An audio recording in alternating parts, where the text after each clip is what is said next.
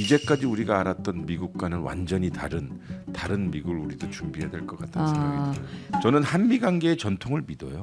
불행 중 다행으로 지금 우리가 지금 탄핵 국면을 겪고 있기 때문에 지금 맨 앞에 나가서 회초리 안 맞고 있다. 트럼프의 캐비넷, 이 내각은 트럼프에 대한 충성도를 보여주고 싶어 해요. 이번에도 정확하게 나타났죠. 네. 너 우리 대통령한테 땡큐라고 안 했잖아. 그 리더십에 관해서 어떤 또 분석하시는 분은 강력한 권력을 지향하는 사람들은 자기들끼리 서로 그 존중하는 게 있다는 거예요. 가장 강력한 권력은 사람들의 목숨을 자기 마음대로 쥐락펴락하는 사람들일 텐데 그게 이제 푸틴이나 김정은이나 이런 사람들이 네. 가장 강력한 권력을 행사하고 있으니까 네. 오히려 트럼프 같은 사람들은 그런 지도자들을 더 존중한다는 거예요. 유럽하고 세계관이 다르다. 이 사람들은 우리는 이 전쟁이 불합리하고 반드시 정의의 차원에서 잘 종전을 해야 된다는 전쟁으로 규명하지만 미국에서의 정책적 우선은 미러 관계 회복이다라고 분석을 하는 것 같아요. 네, 이번 시간에는 조금 짠한 얘기가 될 것 같습니다. 예, 트럼프 그리고 젤렌스키 정상회담 거의 뭐 굴욕 수준이었죠. 네, 그 이후에 트럼프가 뭐 군사적 지원 중단을 선언을 했고 젤렌스키는 또 바로 백기투항을 한 것 같습니다. 사과도 하고 다시 한번 감사하다 이런 얘기를 전했는데 또 협상에 다시 나서기로 했고요. 과연 이 상황에서 우리도 아마 머지않은 시기에 정상회담 내지는 하여튼 협상을 할 일이 계속해서 벌어질 텐데 우리는 또 어떻게 대응을 할 수 있을지 이런 것도 잘 공부해 놓으면 우리의 대응 방법도 좀 나오지 않을까 해서 오늘 이 시간 준비를 해봤습니다. 연세대학교 정치외교학과 최종건 교수와 함께 트럼프 젤렌스키 정상회담 이야기를 좀 여쭤보도록 하겠습니다. 어서 오십시오. 예, 안녕하십니까. 네, 반갑습니다.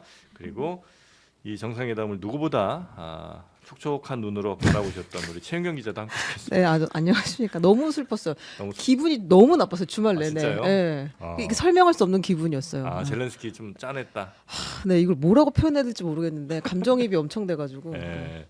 저는 이제 사실 원래 젤렌스키 좀 안 좋아하거든요 네, 개인적으로. 그렇죠. 예, 그 진짜 비판받을 점이 많아 이 사람이. 네, 네. 그럼에도 불구하고 네. 그 주말 사이에 있었던 그 협상은 정말 나라가 힘이 없어서 네. 그런가 하는 생각이 좀 저도 들긴 했는데 여튼 젤렌스키는 정말 갖고 있는 카드가 없었던 것 같습니다. 요거 한번 보고 올까요? 짧게. 있어요 장면이? 네, 네. 잠깐 보겠습니다.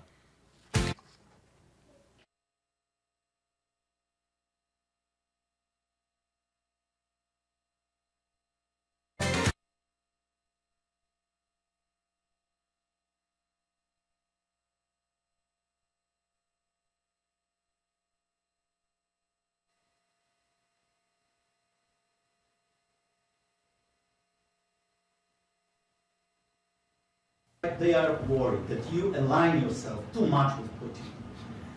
What's your message for them? He broken this ceasefire. He killed our people and he didn't exchange prisoners. What kind of diplomacy, JD, you are speaking about? You're in no position to dictate what we're going to feel. You're I'm gambling the with the president lives of anymore. millions of people. You think You're you- gambling with World War III. But you're not acting at all thankful. And that's not a nice thing. I'll be honest, that's not a nice thing. All right, I think we've seen enough. What do you think? Huh? This is going to be great television, I will say that. 정상회담에서 나올 수 없는 톤과 단어들이 너 지금 3차 대전 두고 지금 도박하고 있냐 인마? 이런 식의 고성이 오가는 이런 상황까지 됐습니다.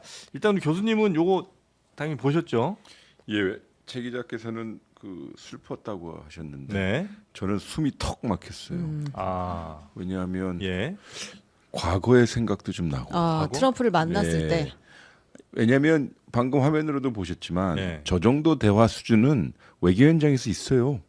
어, 예, 그리고 근데 이거는 정상들끼리는 하지 않고요. 그렇겠죠. 통상 실무자들끼리. 국장들끼리 그러니까 저희 업계 속칭으로 개싸움을 한다고 그래요. 그래야 정상으로 높은 사람으로 올라와서 좀 부드럽게 현안을 해결하는 거거든요. 그렇겠죠. 근데 이 모든 대화를 보면 아니 정상들 간의 대화가 거의 국장급 회담 수준이다라는 생각이 들었고요.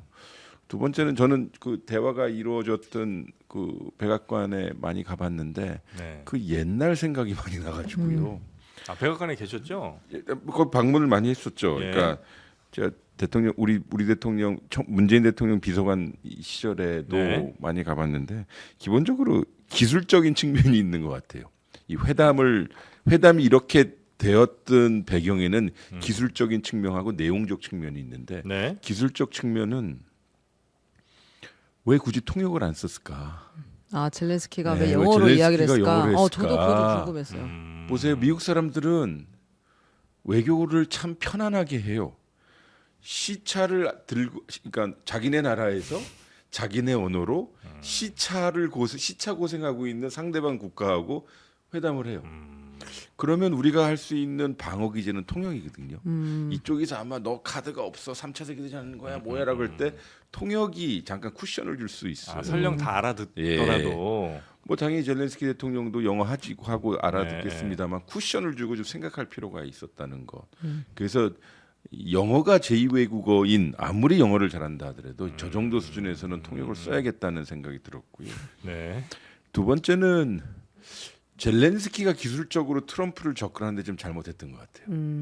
이 회담이 있었던 그 이틀 전에는 영국 수상하고 전국 총리하고 있었고요. 그 전에는 뭐 프랑스 대통령하고 있었는데 이 두 사람 다 트럼프를 너무 칭찬하면서 시작을 해요. 그러니까 조금 우리 속된 말로 버터를 좀 발라주고 좀 칭찬을 한 후에 시작을 했으면 좋았는데 그럴 기회가 없었다. 뭐 사람들은 복장 얘기하는데 그건 정말 저는 나무래고 싶어요. 오히려 젤렌스키는 자기가 자기 군인들에 대한 연대 의식과 존중의 의미로 군복을 입고 늘 나타났던 것인데 네. 그 군복을 가지고 나무래는 사람들은 좀 몰랐다는 거고요. 내용적인 측면은 좀 우리가 숨이 턱 막힌다 혹은 네. 슬프다는 표현인데 네. 젤렌스키의 그 발언을 보면 가장 소위 킬러 포인트가 나는 전쟁 중인 대통령이야. 그러니까 당연히 우리는 문제가 많지.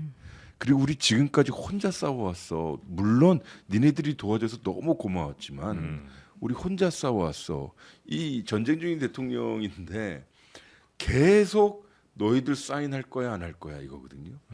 이 회담 있기 한 이틀 전에 마크롱 프랑스 대통령이 어떤 이야기를 각각 그 자리 오발 오피스에서 하냐면 보상을 받아야 할 국가가 있고 사람들이 있다면 그건 우크라이나와 우크라이나 국민이다. 왜냐하면 우크라이나는 침략을 받았고 전쟁의 피해자니까. 그리고 전쟁을 시작한 쪽은 러시아고. 러시아이기 때문에 보상을 해야 할 쪽은 러시아다라고 얘기하거든요. 근데 좀 트럼프는 이상하죠. 종전 협상을 한다고 하면서 보상을 우크라이나한테 요구한다는 거죠. 그러니까 젤렌스키는 알았어. 종전 협상해.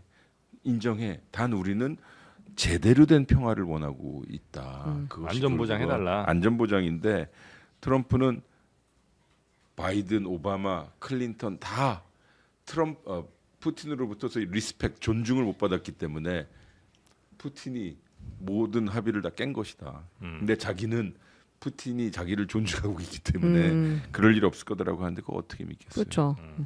근데 안전보장 할 수 있는 방법이 뭐 있어요? 그러니까 원래 젤렌스키는 이것이 또 다른 전쟁의 원인 중에 하나이긴 하였지만 나토에 가입한다라는 것이었는데 그거는 지금 안 된다라고 하니 네. 또 동시에 나토 회원 국가도 약간 좀 미진하거든요. 그러니 젤렌스키는 좀 두 가지를 요구하는 것 같아요. 하나는 영토를 보존해달라. 혹은 자기네 나라에 그 유엔 혹은 미군이 주둔하여 평화유지군의 형태를 갖게 해달라. 네. 이 두 가지도 안 되면 정말 우리 우크라이나 군을 무장을 잘 시켜달라는 거예요. 근데 트럼프는 나토 가입도 안 돼. 그거는 푸틴이 하지 말라고 그랬어. 두 번째는 그건 우리 빼고 유럽 국가들이 들어가 이 얘기고요. 무장 그것은 보상을 받아야 되는 거 아니냐. 이게 미국이요. 그래서 내놓은 것이 너희들 광물 가지고 있으면 광물 개발권 우리한테 우리한테 50% 내라. 우리가 가서 광물 개발하고 있는 것 자체가 러시아에 대한 억제력이다 이렇게 얘기하고 있는 거죠. 그러니까 러시아 입장에서는 사실 러시아도 나름의 두려움이 있는 거잖아요. 그러니까 예를 들어 나토라는 북대서양 조약기구 그 군대들, 그러니까 하나의 연합체 국가들이 바로 러시아와 국경을 맞대는 거 굉장히 불편하잖아요. 그러니까 러시아도 또 과거에 좀 자기네 나라 힘 많이 없어진 뭐 90년대 초중반 그때 막 다른 나라들 독립하고 주변에 있는 나라들 독립하고 할 때도 네. 어쨌든 러시아가 나토 국가와 직접 국경을 대면하는 일은 없고 싶었고 그래서 그 옆에 나라들 독립시켜줄 때도 그거 약속을 대체로 다 받아놨던 거 아니겠습니까? 근데 그거는 이제 네. 소위 케이스 바이 케이스인 것 같아요. 왜냐하면 냉전이 끝나고 제일 먼저 나토의 품에 앉은 곳이 발틱 3개국이에요. 네. 뭐 에스토니아, 리투아니아 뭐 이런 국가인데 라트비아, 네. 그 라트비아는 바로 국경을 대고 있거든요. 이들은 전통적으로 소위 러시아 국가 러시아에게 슬라비기가 핍박과 압박을 받았던 네네네. 민족이어서 바로 소위 나토에 갔고요. 우크라이나가 좀 특수한 케이스죠. 왜냐하면 2014년도에 크리미아 반도를 복속을 시킬 정도로 네. 예전에 그 소련 시대에 그 우크라이나 지역은 소위 소련 연방의 혁신의 고장이었대요. 가장 많은 수학자, 가장 많은 과학자, 가장 많은 핵 물리학자들이 있었던 곳이라. 크림반도 쪽에 아니요, 그 우크라이나 쪽에. 예, 그래서 그렇죠. 체르노빌 우리 그 예. 핵 발전소 사고도 사실 우크라이나 영토거든요. 예. 그래서 핵무기도 우크라이나에 예, 많았죠. 세 번째로 많았던 국가죠. 제가 이 말씀을 왜 드리냐면 푸틴의 관점에서는 소위 우크라이나 동쪽 그러니까 러시아하고 접경 지역이 원래 슬라빅 러시아 민족의 거라고 주장을 했고 네. 그걸 걸어서 2022년도에 침공을 한 거라 이런 역사적 맥락도 있고요. 물론 우크라이나의 관점에서 보면 지난 3년 동안 수십만 명의 민간인들이 피해를 받았고 침공을 받았고 전쟁 중에 있었으니 이대로 전쟁이 끝나면 뭔가 회복할 수 회복할 있는 수 없고 자기네 안보는 늘 상시적으로 러시아의 위협을 받게 되니 이 전쟁의 성격을 제대로 규명해 달라고 하는 것 같아요. 그게 이제 젤렌스키가 이제 바라는 것이고 그다음에 가장 크게 바라는 것은 어쨌든 앞으로 다시 러시아로부터 침공이나 이런 것들을 막아줄 수 있는 뭔가 확실한 안전 장치. 그렇죠. 이런 것들이 있어야 왜냐하면 되는데. 전쟁 전과 지금을 비교해 보면 네. 전쟁이 일어났던 원인 중에 하나가 말씀드렸듯이 나토의 동진 때문인데 전쟁 소위 트럼프식 모델로 종전을 하게 되면 나토에도 가입 못해. 소위 실질적인 군사적 안전 보장도 아예 없어. 네. 게다가 영토 20%는 그 러시아에 떼어줘 줘야 돼. 마지막으로 채굴권 혹은 광산 개발권의 50%이 미국이 가져가. 그러면 더 소위 남는 것도 없고 네. 또 러시아의 아니 우크라이나의 국익은 더 훼손이 되니 안전 보장이라도 해줘 이거예요. 근데 미국은 너 나한테 고맙다고 얘기 안 했잖아. 네. 근데 트럼프는 왜 이런 전략을 취하는 거예요? 러시아랑 손을 잡겠다고 생각을 하는 예. 거예요? 이게 요번에 이 일이 터지고 나서 소위 서방 언론들 특히 그 유럽 언론들의 분석, 특히 사설을 제가 꼼꼼히 봤는데 유럽하고 세계관이 다르다 이 사람들은 뭐냐면 우리는 이 전쟁이 불합리하고 아주 반드시 정의 차원에서 잘 종전을 해야 된다는 전쟁으로 규명하지만 이 트럼프는 이 종전을 어떻게든 이루어야 두 가지인데 하나는 자기의 개인적 성과를 성취하고 네. 또 하나는 푸틴과의 관계 개선을 한다는 거예요. 그러니까 미국에서의 정책적 우선은 미러 관계 회복이다라고 분석을 하는 것 같아요. 그러니 피해자 국가인 젤렌스키 혹은 우크라이나를 좀 이렇게 강압하게 되는 것이죠. 그러니까 이 화면을 보시면 단순히 그 벤스 부통령이 너 왜 그동안 우리한테 고맙다고 얘기 안 했어. 네. 이런 정도 수준이라면 네. 유럽 우리도 마찬가지죠. 슬프기도 하고 숨이 턱 막히기도 하고. 그러니까 제가 좀 말씀드리고 싶으면은 이제까지 우리가 알았던 미국과는 완전히 다른 미국을 우리도 준비해야 될 것 같다는 생각이 들어요. 근데 협상을 해보신 경험이 있잖아요. 그 이런 비슷한 태도를 취하나요? 정상과 정상 간에 만났을 때 카메라가 없으면 이렇게 나와요? 초기에 말씀드렸다시피 이런 걸 미리 다 폴리싱 다 닦아놔요. 네. 뭐 비서관들 아니면 그 위에 수석들이 미리 만나서 우리 대통령이 이런 얘기를 할 거야. 뭐 이를테면 저기 젤렌스키 트럼프 케이스를 보면 우리 대통령이 이 종전이 매우 중요하다고 얘기할 거야. 그럼 너희 대통령 곧 인정해주고 문 닫고 들어가서 우리 한번 붙자라고 했으면 상관이 없었을 거예요. 기술적으로. 대통령 특히 트럼프 대통령은 첫 인상을 매우 중요하게 생각하는 것 같아요. 네. 매우 좀 자기가 가지고 있는 피상적 지식과 경험에 대해서 막 쏟아내요. 아, 근데 거기에 대해서 명확한 입장을 취해주지 않으면, 그러니까 이를테면 대한민국 대통령이 그러면 우습게 매우 보는구나. 밀어붙이더라고요. 아. 두 번째는 벤스 케이스가 이제 부통령 예. 케이스가 명확하게 나타나는 건데 이 트럼프의 캐비넷, 이 내각은 트럼프에 대한 충성도를 보여주고 싶어 해요. 네. 그러니까 이를테면 최용경 대통령 여기다가 막 쏘아보잖아요. 그러면 옆에 있는 그 배석자들이 거들어요. 아. 더 세게 얘기하죠. 음. 더 세게 얘기해 트럼프 대통령 나 이렇게 좀 세게 소위 어택독이 됐어요. 아, 저를 봐주세요 이렇게 하는 예. 거예요. 아. 이번에도 정확하게 나타났죠. 네. 너 우리 대통령한테 땡큐라고 안 했잖아. 우리 대통령 너희의 파멸을 막는 외교를 하는데 왜 고맙다고 얘기 안 해? 그러니까 젤렌스키가 아니 내가 미국에서 얼마나 고맙다고 했고 몇 번을 더 너를 말하냐. 대통령한테도 고맙던데 벤스가 봤잖아요. 왜 이 회의에선 얘기 안 해? 아. 그 정도 수준이니. 또 오바마 가는데 예. 가서 또 뭐 예. 알랑방구 꼈잖아 뭐 이런 식으로. 예, 지난번 대선 때 너 펜실바니아까지 가서 우리의 반대판 오포지션 그 바이든 대통령 그 민주당에 연설했었잖아. 막 이렇게 네. 까니.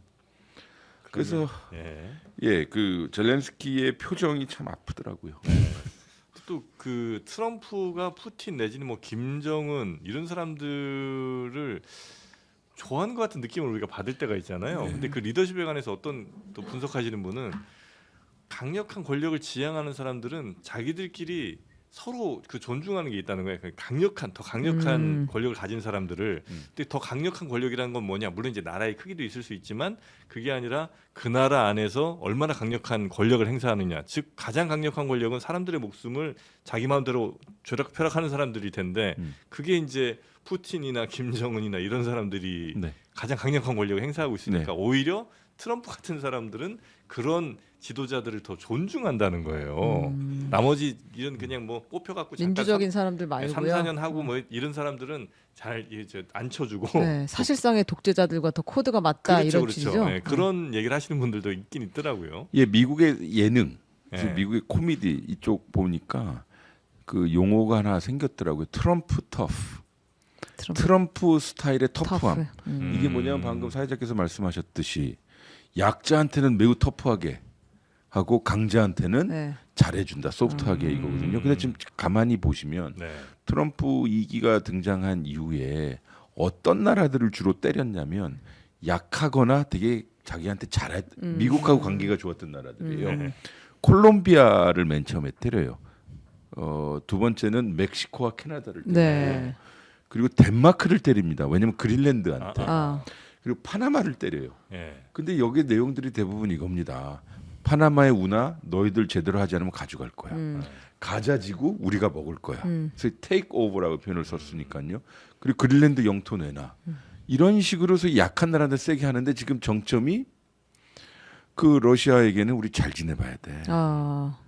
그리고 우크라이나를 지금 가운데 놓고 때리고 있는 형국이거든요. 네. 그러니까 제가 지금 말씀드리고 싶은 것은 그 트럼프의 리더십 스타일도 그렇지만 지난 4년 동안 소위 야인으로 있으면서 말하라고에 있으면서 골프만 친 것이 아니라 자신들의 충성파만 모아둔 거예요. 아. 트럼프 일기 때는 그래도 좀 중도적인 사람이 들어왔었는데 지금은 완전히 소위 마가 그 Make America Great Again의 신봉잡에 더불어 소위 충성파들만 모아놨기 때문에 네. 지난 한 달 남짓 동안 행정명령 100여 개를 쏠 수 있었던 것이고 외교 안보 분야에서 우리가 그동안 보지 못했던 소위 약탈적 정책을 좀 보는 거죠. 지금 젤렌스키 뭐 갈아치운다 이런 얘기도 좀 나오고 있잖아요. 예, 현실성 있습니까?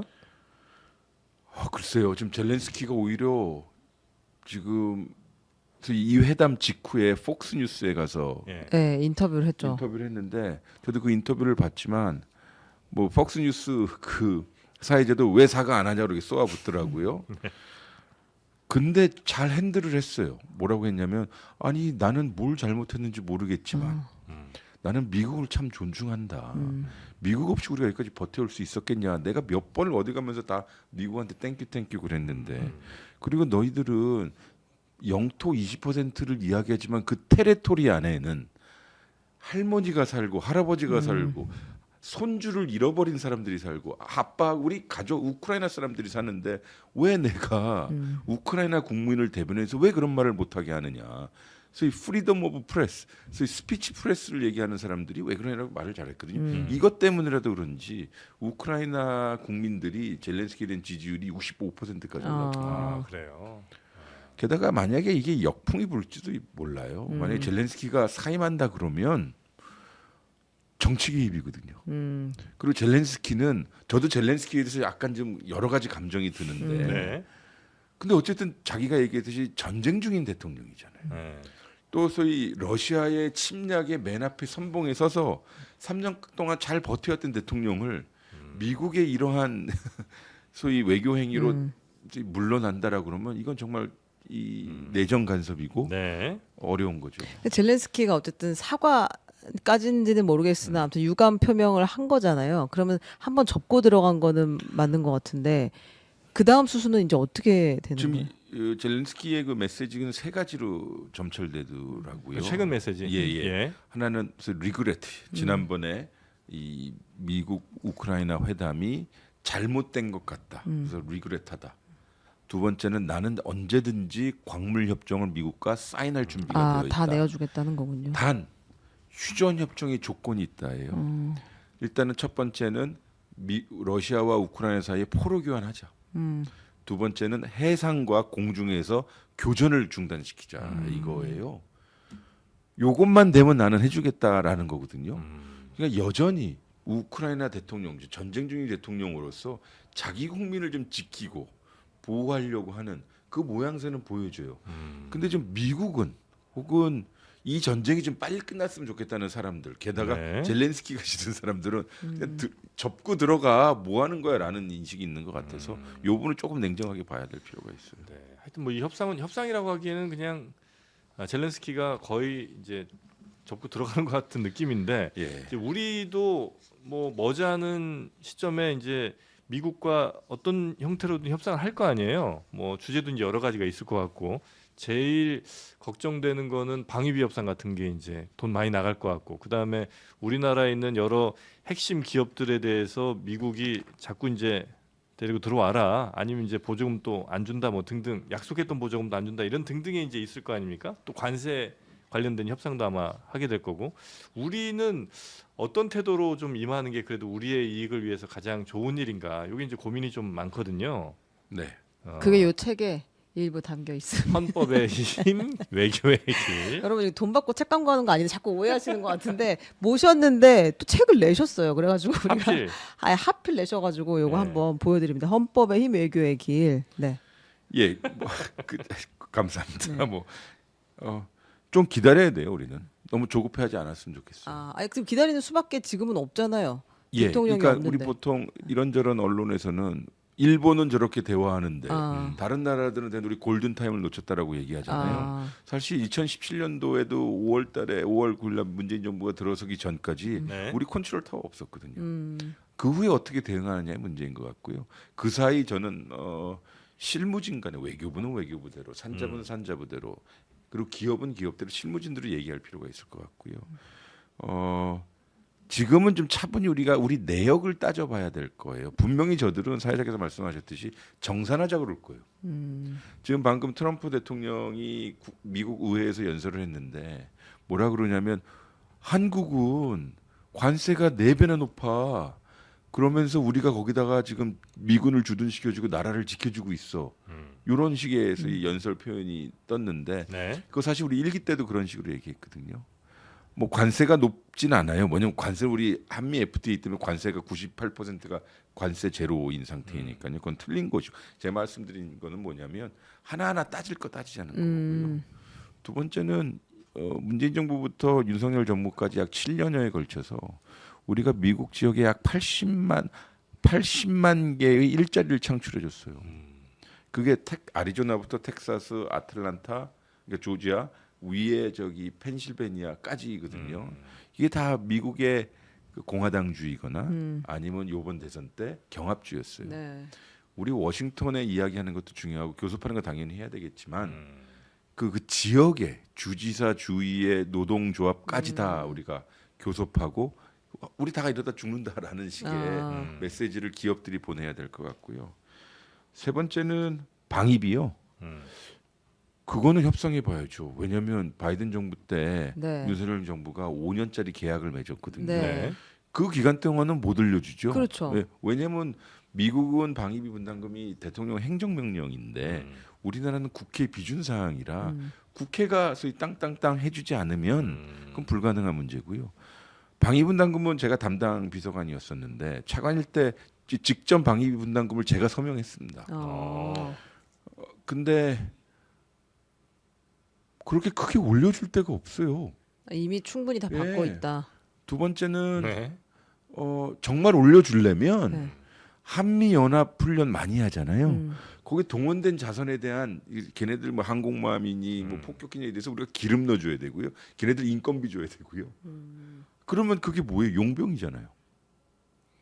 그래서 충분히 우리는 금융적으로 그러니까 이 물리적으로나 네. 정무적으로나 충분히 지원해주고 있다는 것이거든요. 이미 많이 하고 제 있다. 말씀 뭐냐면 예. 원칙을 정해서 안 되는 건 안 된다라고 확실히 얘기해야 돼요.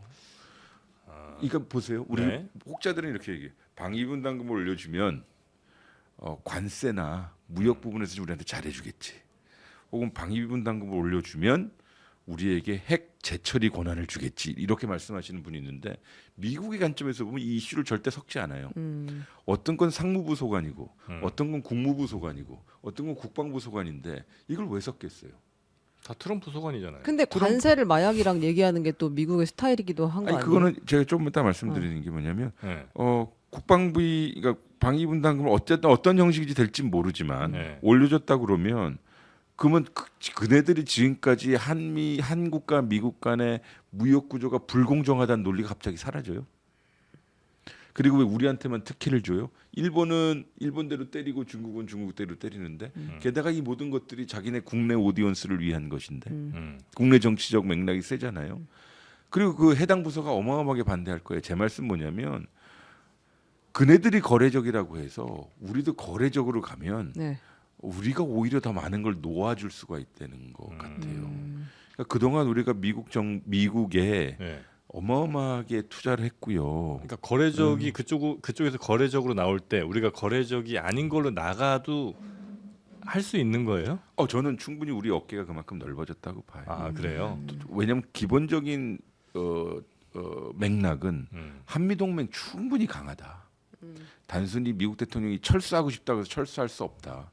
왜냐하면 평택기지라고 하는 것이 미국이 보유하고 있는 해외 미군기 중에 가장 크고 그네들이 서로 견제하고 싶어하는 중국에 가장 가까운 기지이고 우리가 제공하는 방위비 분담금과 여러 편이기 때문에 그들은 충분히 여기서 행복하다. 두 번째는 정말 뺀다고 하면 28,500명을 어디다 갑자기 데려가겠어요? 니네가 빼봐야 갈 데가 예. 있니? 이렇게 생각하라는 거예요. 그들이 네. 우리가 그들이 필요한 만큼 그들도 우리가 네. 필요해요. 그러니까 원칙을 정하는 것이고요. 관세 같은 경우도 지금 한미 FTA가 있는데 저렇게 하고 있는 거잖아요. 네. 물론 저는 캐나다 모델을 잘 봐야 된다고 봐요. 캐나다 같은 경우 트레더 총리가 어젯밤에 발표했지만 우리가 정말 이런 거 원하는 거 아니야. 이거 미국의 대통령이 우리한테 이러는 거야. 그래서 명확한 자기 메시지를 내는 거거든요. 근데 그렇게 하기 위해서는 우리도 이제 빨리 이 탄핵 국면이 끝나고 새로운 정부가 들어서서 국민의 지지를 받으면서 미국과 당당히 해야 되는 것이고요. 원칙론이라고 말씀드리지만 정무적인 영향이 되게 크게 정무적인 영향을 그 트럼프 대통령이 받는 것 같아요. 뭐냐면 대한민국 대통령의 지지율이 얼마야? 그거를 많이 보더라고요. 우리가 예. 상대할 만한 정도의 예, 지지율은 예. 갖고 있어? 예. 이런 거예요. 그리고 강한 지지율을 받는 대통령에 대해서 존중하더라고요. 아까 사회자가 말씀하셨듯이 약간 좀 독재적인 면도 그런 사람 그렇게 좋아하지만 그립이 네. 센 사람이 마크롱 대통령한테 잘하는 거 보세요. 마크롱 대통령이 나름대로 프랑스에서 자기 입지를 가지고 상당히 지지를 받고 있기 때문에 이 상당히 존중하면서 가더라고요. 우리가 가진 카드는 뭐 있어요? 그러니까 예를 들어 젤렌스키랑 얘기할 때도 너 뭐 카드 있어? 너 카드 없잖아. 계속 그렇게 막 쪼아대잖아요. 카드 타령, 아, 진짜. 그거 난 너무 마음이 아프지만. 우리가 가진 카드가 왜 없습니까? 뭐 첫 어떤 게 번째는 있죠? 우리가 내밀 거. 군사적인 분야에서 한미 동맹이라고 하는 것은 네. 상당히 우리에게도 중요한 카드예요. 상호 호혜적 동맹이라고 인식하는 순간 소위 서로 도움 주고 도움 받는 동맹. 이거 우리가 버릴 수 있다고 던질 수 저 있다고. 버리는 문제가 아니죠. 이거는 예. 우리는 이미 미중 경쟁 시대에 미국을 선택한 나라잖아요. 예. 왜냐하면 미군이 여기 있는 것 자체가 미국을 선택했다는 거잖아요. 네. 그러면 미중 경쟁 차원에서 한국의 가치를 너희들이 제대로 책정해야 된다라는 거 하나. 두 번째는 뭐냐면 경제적인 부분이죠.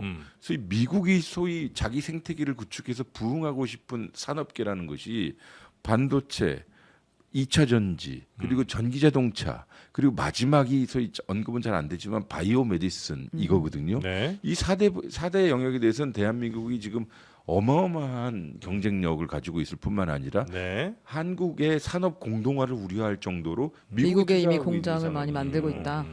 그러면 왜 얘기를 못 해요? 게다가 트럼프가 아무리 네. 우리에게 세게 한다 한들 트럼프를 지지하는 주 지역 그 주민들하고 우리가 이미 대화할 수 있는 소통 체계가 있을 거 아니에요. 그 사람들하고도 직접 얘기해서 동원해야 되죠. 캐나다가 물론 많이 다칠 거예요. 피해를 볼 거고요. 캐나다가 이렇게 자신 있게 나가는 이유는 미국의 철강 노조, 자동차 노조가 캐나다 편이에요. 왜냐하면 자동차와 철강을 생산하고 가격 경쟁을 누릴 수 있는 이유는 캐나다가 이것을 지원해주고 보내주고 있는 거거든요. 그리고 그 캐나다에서 전기를 받고 있기 때문에 그러니까 그 말씀 뭐냐면 우리도 이제 그렇게 입체적으로 미국을 상대로 여러 좀 공세적으로 적극적인 경제 외교를 할 필요가 있어요. 지금의 좀 전반적인 정서는 트럼프 들어오면 겁시나 어떻게 이런 거죠. 이러면 안 될 것 같아요. 당연히 미국과 상호 신뢰와 존중하에 네. 동반 성장의 기조를 유지하는 건 매우 중요하죠. 근데 어느 걸 먼저 내줄까라는 저는 그 멘탈에는 네. 오히려 우리 협상력이 안 좋다는 의미로 말씀드립니다. 아니, 물론 당연히 이제 그렇게 야, 우리도 너네한테 이만큼 했어라는 걸 이제 잘 얘기할 수 있으면 좋은데 당연히 그게 이제 우리에게 제일 좋은 거라고 뭐 누구나 다 생각하실 텐데 다만 결국 많이 사주는 쪽이 더 힘을 가질 거 아니에요. 우리 이만큼 사주는데 그럼 안 사, 니네 거 안 살래 이렇게 할 수 있으면 이제 거기서 우리가 협상에서 좀 약간 위축되는 걸 거 아닙니까? 근데 지금 현재 우리나라와 미국의 서로 뭐 수출이 비교해 보면 당연히 미국이 훨씬 더 늘 적자국일 거 아니에요. 우리 상대로는 미국이 아니죠. 전 세계를 상대로 적자긴 하지만 그렇죠. 우리를 상대로는 특히 더 적자일 텐데 그러면 이제 너네들이 우리한테 수출하는 거 여기에 이제 관세 때릴 거야 등등 이제 그들은 카드가 꽤 있잖아요. 그래서 우리가 가진 카드는 뭘까 이제 여쭤본 건데 어쨌든 우리가 핵심 미래 산업의 주요 부품들이나 주요 산업들을 우리가 많이 갖고 있으니 그건 이제 우리 카드가 될 수 있다 이런 말씀이신 거죠? 또 하나는요. 네. 우리 외교의 개념을 조금 확장할 필요가 있어요. 지금 우리 미국 시장 혹은 중국 시장의 의존도가 미국에 대해서는 우리가 전체 수출 수입의 20% 정도 되고요. 중국이 19%인데요. 네. 놀라운 일 하나는 아세안 국가에 우리가 17% 18%예요. 네. 그러니까 제 말씀 뭐냐면 소위 고급진 언어로 경제 안보 이렇게 많이 말씀하시는데 네. 경제 안보가 취약하다는 것은 특정 국가의 의존도가 높아진다는 거거든요. 특정 소위 소재하고 부품의 의존도가 높아지는 건데 이것을 구조적으로 타파할 수 있는 방안은 소위 수출 시장 확대, 수입 시장 확대, 소위 외교 다변화라고 하는 거예요. 네. 그러니까 우리가 우리의 소위 근린 국가이고 우호 지역인 동남아 지역하고 그다음에 그리고 이 자원이 풍부한 중앙아시아 국가들하고 외교 관계 튼튼히 맺고요. 아니 근데 동남아시아나 중국에 수출하는 거는 그게 최종 목적지가 아니고 거기 들렀다 다시 미국 가는 게 한 절반은 되잖아요. 그러니까 그거는 베트남 제품이 되는 겁니다. 대한민국 제품이 되는 것이. 그러니까 결국은 이제 그 미국이 요즘은 뭐 중국 묻은 제품들 아예 안 산다는 거잖아요. 중국 뭐 관련된 회사 아니면 어디 중국에서 쿠션 때려갖고 미국 들어오는 거 니네 그것도 다 막아버린다는 거잖아요. 그러니까 우리가 만약에 그런 상황이 됐을 때는 당연히 우리가 동남아 통해서 미국 가건 중국 통해서 미국 가건 이거 역시도 좀 그러니까 비중이 지금 현재 미국이 19% 20%밖에 안 되니까 좀 우리 다변화하면서 괜찮다는 게 아닐 수 있다는 거죠. 아니요. 제 말씀은 예. 이 하나의 정책으로 예. 지금의 문제를 해결할 수 없죠. 그리고 제가 말씀드린 이것들은 좀 시간이 걸려요. 차근차근. 네. 지금 얘기하지만 앞으로 3, 4년 후에 효과가 나는 것들일 거 아니에요. 네네네. 제 말씀은 이 구조적인 문제를 조금씩 개선해 나가면서 네. 두 번째는 이 가장 소위 경제적으로 부상하고 있는 동남아시아 지역과 그리고 중앙아시아 지역과 교역을 왕성히 하면서 중국은 중국대로 미국은 미국대로 우리가 취할 수 있는 이익과 그들과의 관계를 강화해 나가는 것이 중요한 것이지 미국 하나만 바라보고 중국 하나만 바라보면 당연히 안 되죠. 그거는 안 된다는 말씀. 제 네네. 말씀은 뭐냐면 조금 단기적인 처방, 중기적인 네네. 계획을 가지고 좀 자신감을 가지고 했으면 좋겠어요. 제가 젤렌스키와 트럼프의 그걸 보면서 느꼈던 것은 미국 사람들한테 좀 강하게 나갈 땐 강하게 나가야 된다는 것이고요. 너무 굴욕적으로 할 필요 없다. 예, 팩트는 네. 팩트대로 나가야 되는 것 같아요. 아, 그러면 우리의 전략적 가치는 매우 높아질 거라고 생각을 해요. 지금 트럼프 대통령이 지금 상하원 그 연설에서 한국이 미국산 제품에 대한 관세율이 이제 미국의 한국산 제품 관세율에 비해 4배에 달한다라고 이야기를 하면서 이제 우리도 덜덜덜덜덜 들어오네 들어와. 떨기 시작하게. 예. 그러니까 예를 들면 뭐 그런 거죠. 이제 미국은 아마 그것도 분명히 저 문제 삼을 건데 나중에는 야, 한국으로 가는 저 쌀 관세 몇 프로야? 600 몇 퍼센트죠 아마. 뭐 제가 기억하기로는 그런데 야 600 몇 퍼센트를 매기는 사실 그 양도 얼마 안 되고 거의 뭐 그렇죠. 없는 수준인데 그럼에도 불구하고 그런 거 문제 삼아 갖고 야 한국은 우리한테 지금 농산물 600%씩 저 관세 때리는데 우리는 지금 뭐 미국 저 한국산 차나 뭐 반도체 이렇게 그냥 들어오고 있냐? 안 돼. 관세 더 높여. 뭐 이런 식으로 아마 분명히 저 문제를 삼을 거라.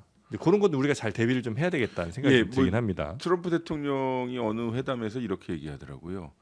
아니 대통령님, 우리는 남한을 지켜주는데 당신은 우리한테 테레비 팔지 않습니까? 트럼프 타워에 LG TV 어마어마하게 많거든요. LG TV 정말 뷰티풀한데. 그러니까 우리 당시 문재인 대통령이 뭐라고 그랬냐면 그 LG TV 다 메딘 텍사스입니다. 맞아요.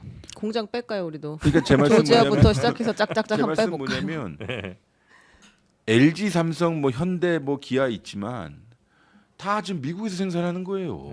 사실은 그렇죠. 그렇죠. 물론 우리 자동차 여기서 직접 수출하기도 하지만, 네. 그러니까 저는 한미 관계의 전통을 믿어요. 그러니까 지금 트럼프적인 현상이 있지만 뭐 불행 중 다행으로 지금 우리가 지금 탄핵 국면을 겪고 있기 때문에 지금 맨 앞에 나가서 회초리 안 맞고 있다. 다행히 또 지금 트럼프 대통령이 한미 관계 특히 한국 정부에 꼭 집어서 한 발언보다는 네. 다른 나라를 좀 먼저 찍고 있다. 그렇기 때문에 저는 유럽도 유럽이고 이런 여러 소위 동병상련인 국가들과 정책 연대도 해도 좋다고 봐요. 네. 아이고 좀 저는 약간 화나는 거는 미국이 뭐 반도체니 저 배터리니 갖고 들어오면 저 보상금 많이 준다고 했잖아요. 네. 지원금.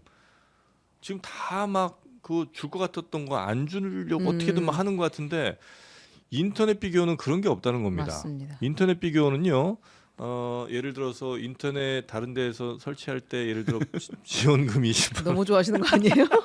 나도 웃음이 나오네요. 지원금이 10만 원인데 자전거도 주고. 예, 자전거도 주고 뭐 이렇게 하는데 인터넷 비교원이 가장 많이 현금으로 드린다는 거거든요. 네, 괜히 필요 없는 자전거 받지 마시고 현금으로 혜택 받으실 수 있고 만약에 여기보다 더 싼 데가 있으면 더 많이 지원해 준 데가 있으면 그 차액의 150% 1.5배를 더 보상을 해드린다는 겁니다. 네. 그러니까 최저가를 보장한다는 거죠. 맞습니다. 네, 그래서 인터넷 비교원과 함께 인터넷 개통하실 때 아니면 핸드폰 통신사 옮기실 때 아니면 정수기 새로 교체하실 때 반드시 확인해 보시고 꼭 인터넷 비교원에서 해보시면 어떨까? 뷰티풀합니다. 정말. 뷰티풀합니다. 네. 1670-2571 이제는 번호 외우실 때가 됐죠? 맞습니다. 자, 여러분 몇 번이라고요? 아세이 1670 뉴스에이 2571 1670 2571입니다. 네. 네. 지인 추천 시 상품권까지 드리는 인터넷 비교원. 많이 당황하셨어요? 예.